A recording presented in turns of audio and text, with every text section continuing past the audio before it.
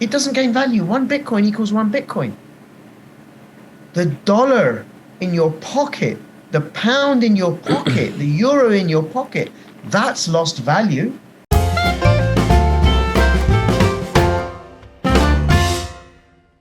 People have used shells for money. People have used beads. They've used tobacco leaves. They've used different forms of currency. They've used gold, silver. There's Bitcoin. There's other form of cryptocurrencies. But there's a few properties of money. And this is like a basic grounding for everybody to understand. So first, money has to be portable. I have to be able to carry it around. So I can't use a tree trunk as money, as a value exchange, right? Yeah. The other is it has to be fungible, which means that one money token has to be the same as another. So 1 ounce of gold is the same as another ounce of gold. Exactly the same, they're interchangeable. But one seashell isn't the same as another seashell. Mm-hmm. So they're not, doesn't have that quality. So durable, fungible, then divisible.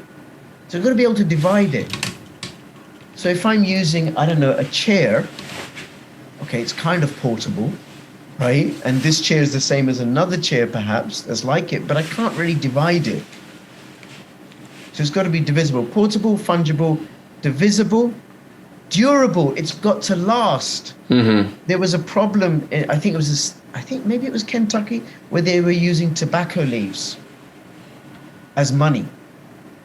But then what happened is people started growing more and more tobacco leaves. Mm. And then people who were already growing more and more tobacco leaves started attacking and destroying the tobacco farms of the new people because the supply was increasing. So that's another value. Another thing, it's got to be scarce.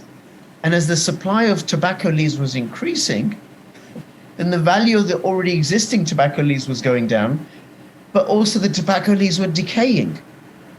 And if I give you a tobacco leaf and you store it under your bed or in your cupboard or whatever in your safe, you come back 6 months later, it's dust or it crumbles, right? Mm-hmm.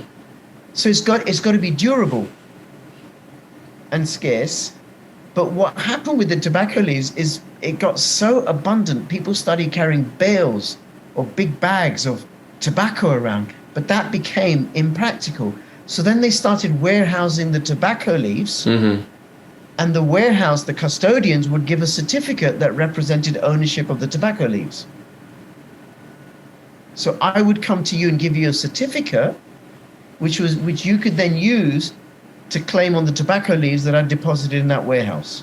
You've got portability, durability, fungibility, divisibility, scarcity. I think, is there anything else? And then it has to be, there has to be some sort of agreement to it. An acceptance. People got to recognize it. Mm-hmm. You know, I will take dollars from you. I won't take leaves from you. I will take gold from you, Kevin, by the way. I bet you would. Yeah, I would. If you were offered to me, I wouldn't say no, Mm-hmm. right? So it has to have that sort of agreement, which comes with time. So essentially, that's what money is.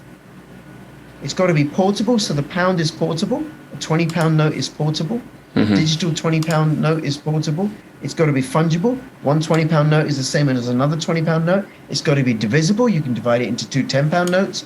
It's got to be scarce, which is something we'll come to, because the pound notes and the euros and the dollars are increasingly not scarce, which is why they're losing value. And it's, fungible, divisible, I keep forgetting, portable and durable. You know, a 20-pound note will last a good while. Mm-hmm. So that's what money is. Now, I'm going to divide it further between money and fiat currency. Fiat currency is what governments say is money. Now, the problem with fiat currencies is governments are printing them away like crazy. So they're losing value. So you may have noticed, you know, wherever you are in the world, that something that cost you X amount of dollars or pounds 2 years ago, it might cost you, I mean, just petrol. Now, petrol also there's less supply because of the sanctions and whatever, right? But there's also an increase in the supply of fiat currency. And when you increase the supply of something, you reduce the value of it. Mm-hmm. So the governments have been printing dollars and pounds and euros like crazy in order to fund their spending programs, in order to buy off, stop protests, in order to pay for the killing of people in foreign lands, in order to enrich their friends. So that's money. And fiat currency is being printed away to oblivion. There's been over 3,500 fiat currencies. All of them have collapsed, every single one. And I think we're in the midst of a fiat currency collapse currently with the Western monetary system. Pound, dollar, euro. So you think it's all going to go down? You think every currency is going to go down? Yeah. Because they're going to get printed away. Huh. They're already being printed away like crazy. Because the other thing, what people don't know is how fiat currency gets created. So you are a farmer and you have earned a lot of pounds. Let's say you've earned £100 by selling potatoes. But you don't want to keep the £100 at home. You want to put it in the bank where you can earn a little bit of interest on it. And also because it's safer. So then you give the bank the £100 deposit. Mm-hmm. Now the bank can lend out £1,000 against that £100. Where did the bank get the extra £900 from? They just made it up. Huh. They just made it up. Every time you make a payment on a credit card, every time you take out a loan, that money is just being created in thin air. Over 90% of the pounds in circulation are created by banks like this. So what's all this got to do with crypto rich? You can't do that with Bitcoin. Huh. So I'll come to that in a second. So then what happens? So I come along to the bank, I borrow £1,000. Mm-hmm. £100 that you've got, that you've deposited, plus 900, they're just magicked. I spend £500 of that on something, right? And then I put the other £500 in the bank. Now the bank can now issue £5,000 against that £500 they got in deposit. How? They just magic it. They just make it up. So slowly over time, the money supply in circulation increases. And that's what inflation is. God, I should have started a bank. Jesus. Yeah, it becomes less and less scarce, more and more common. And then it loses its purchasing power. So with crypto, can you not just create more crypto of a certain currency? You can create as many cryptos as you like, but the issue is whether people will accept it. Bitcoin, you can't create any more Bitcoin because the way the algorithm is set up, it can't be hacked. It's decentralized. There's no single party or agency controlling it. And the program can't be changed. And right now, there's 6.25 Bitcoins that are being created every 10 minutes by running computer programs. Mm-hmm. Every 10 minutes, 6.25. And then in 2024, it'll halve to 3.125 Bitcoin every 10 minutes. And then after another 4 years, it'll halve again. And then after another 4 years, it'll halve again. Until about, I think, 2140, when the last Bitcoin will be issued. And there will be no more than 21 million Bitcoins in circulation. That's it. You can't create any more. You can't create any more Bitcoins. You can change the code, but it's not Bitcoin. Just like, in that way, it resembles gold and silver. So there are mines in South Africa for gold, which are 2 miles deep. 2 miles you got to go. And you hunt around or dig around in tons and tons of rock to get 1 ounce of gold. It's really, really hard. There was a time where the mines in South Africa were only a few meters deep or 100 meters deep. But all that easily available gold got used up. You can't print more gold. So gold always has value. Because it's scarce. It can't be printed away out of existence. Same with Bitcoin, same with silver.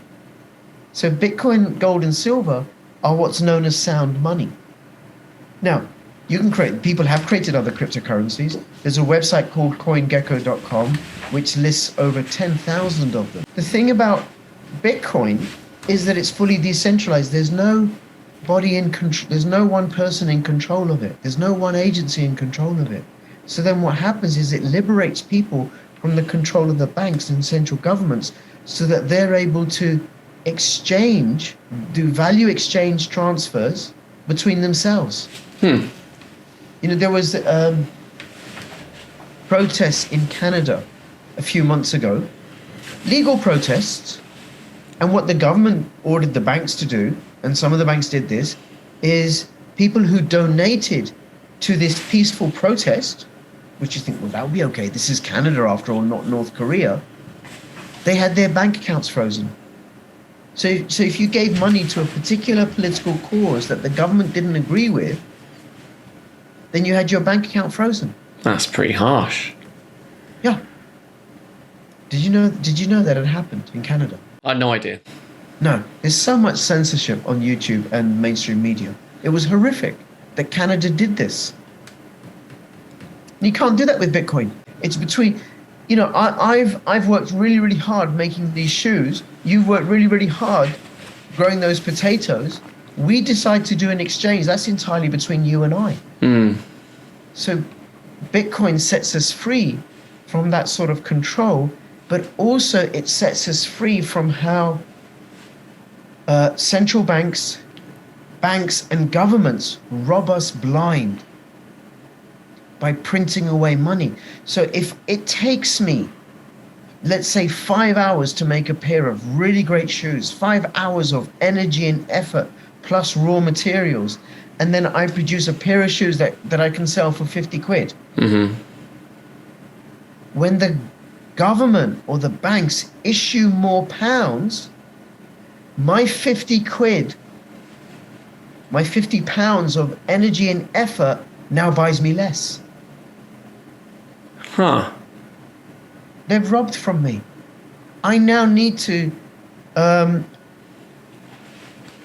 work harder in order to have the same purchasing power. Research. You got to educate yourself. It is. I mean, I had to do this. My background is in social work. What the hell do I know about money? I first came across gold, and when I had this revelation, like, oh my God, I don't know the first thing about money. Let me go and learn. And I started learning about gold and silver. And that later led me on to Bitcoin. It's like I had to learn about all sorts of things about gold and silver. Like, why is it used as money? How come gold is still valuable? How come people in the West don't value gold? How come people in Africa and South America and India and China and Germany, they value gold? How come they don't in Britain? What is it, right? And then silver. How come silver's been used as money more often than gold? Why these two? Why not something else? Copper, by the way, is also being used as money. And then Bitcoin. Well, how does it gain value? Well, Bitcoin doesn't gain value. It doesn't gain value. 1 Bitcoin equals 1 Bitcoin. The dollar in your pocket, the pound in your pocket, the euro in your pocket, that's lost value. Just like I remember in 1970, my mum and my dad, my brother and my sister, going to the local supermarket for the weekly shop, and we'd fill up the trolley and it would cost maybe 5 quid.